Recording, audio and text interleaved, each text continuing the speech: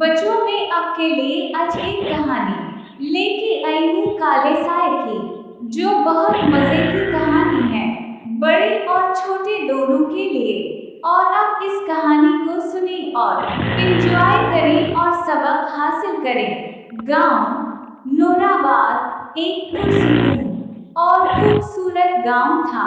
यहाँ के लोग सादा, मेहनती और बहुत मोहब्बत करने वाले थे। हर तरफ हरियाली, खेत, दरिया और परिंदों की चहचहाहट सुनाई देती थी।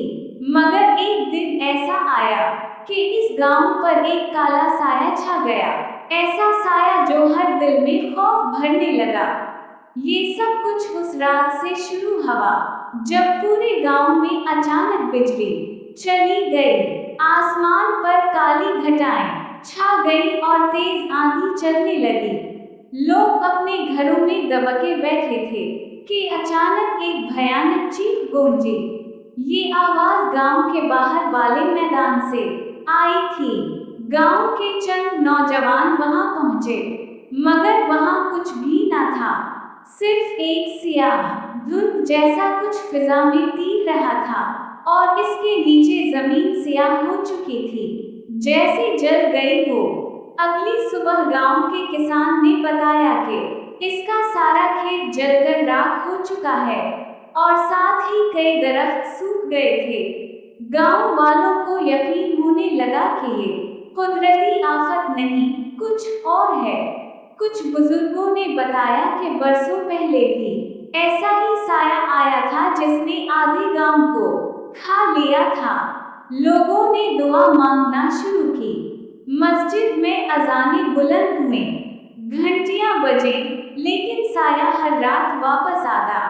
वो गांव के किसी ना किसी हिस्से को अपना निशाना बनाता।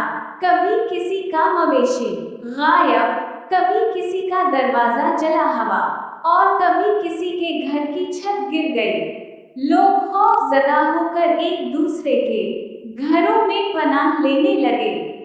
गांव के इमाम साहब ने ऐलान किया कि ये कोई आम बल्ला नहीं, बल्कि काला साया है, जो इंसानों के गुनाहों से ताकत पकड़ता है।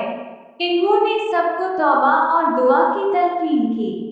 एक रात जब काला साया वापस आया, तो उसने एक छोटे बच्चे को उठा लिया। पूरा गांव जाग गया। माँ बाप का रोना पीटना, लोगों की चीख वाव पुकार और इस साए की गरजदार आवाज ने पूरे गांव को हिलाकर रख दिया। वो साया ना इंसान था, ना जानवर, बस एक सियाह, धंधला और खौफनाक वजूद। अब गांव के लोग हिजरत की बातें करने लगे। वो अपने घरों को छोड़ने को तैयार हो गए, मगर उस वक्त गांव की एक लड़की नूरीन ने हिम्मत दिखाई। नूरीन ने अपने दादा की पुरानी किताबों में पढ़ा था कि काला साया दरअसल एक बद्दुआ है जो किसी वक्त जुल्म की इंतहा पर पैदा हुई थी और अब हर सदी में दोबारा जिंदा हो जाती है। इसको रोकने का सिर्फ एक तरीका है सच्चाई, कुर्बानी और हिम्मत। नूरीन ने गांव वालों को इकट्ठा किया और कहा, अगर हम सब एक हो जाएं और खौफ को छोड़कर सच का साथ दें, तो ये साया खुद ब खुद खत्म हो जाएगा। सबने मिलकर गांव के बीच में एक बड़ा दायरा बनाया, आग रोशन की, कुरान की तिलावत की और अपनी गलतियों पर माफी मांगी। सबने अपने दिलों से नफरत, झूठ, हसद और लालच को निकाल फेंका।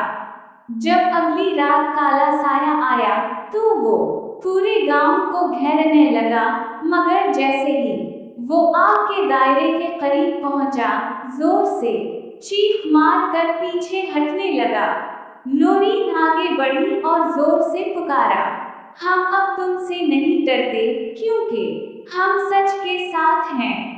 अचानक एक तेज रोशनी आसमान से उतरी और काला साया चीख मारता हवा जमीन में धंसने लगा। इसकी चीखें कानों को फाड़ने वाली थी, मगर जब वो मुकम्मल तौर पर हुआ तो गांव में एक अजीब सा सुकून छा गया।